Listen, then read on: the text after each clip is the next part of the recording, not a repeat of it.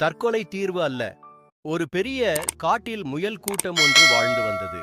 அங்கே பச்சை பசேலென இருந்த காட்டில் கிடைத்த உணவுகளை உண்டு அவை சந்தோஷமாக வாழ்ந்தன.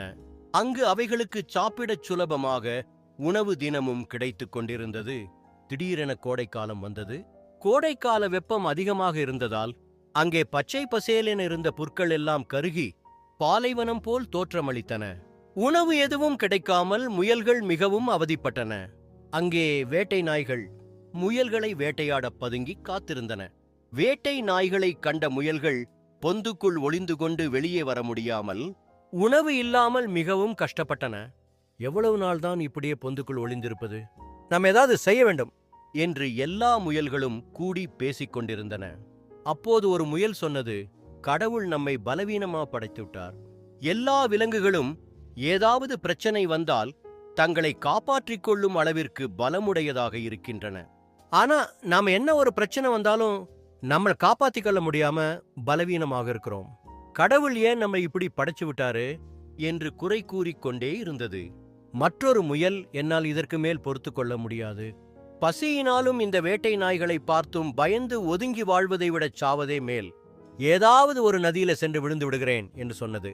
மற்றொரு முயல், நாம் அனைவரும் எது செய்தாலும் ஒன்றாகச் செய்ய வேண்டும். வாழ்ந்தால் ஒன்றாக வாழ்வோம், இல்லையென்றால் எல்லோரும் சேர்ந்து நதியில் விழுந்து விடுவோம் அப்படின்றது.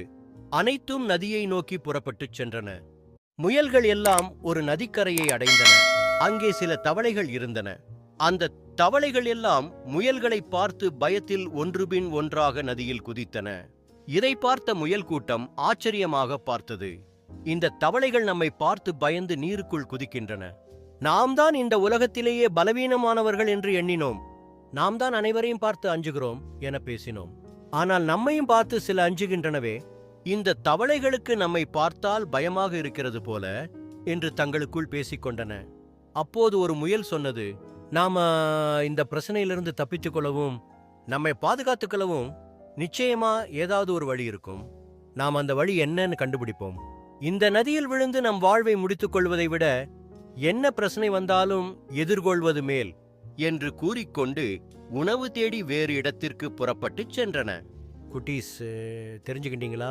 வாழ்க்கையில என்ன பிரச்சனை வந்தாலும் அதை தைரியமாக எதிர்கொள்ள வேண்டும்.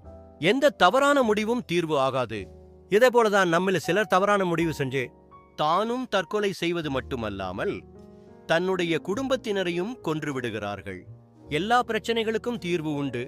பிரச்சனையை தீர்க்க வேண்டுமே தவிர தம்மை தீர்த்து கொள்ளக்கூடாது.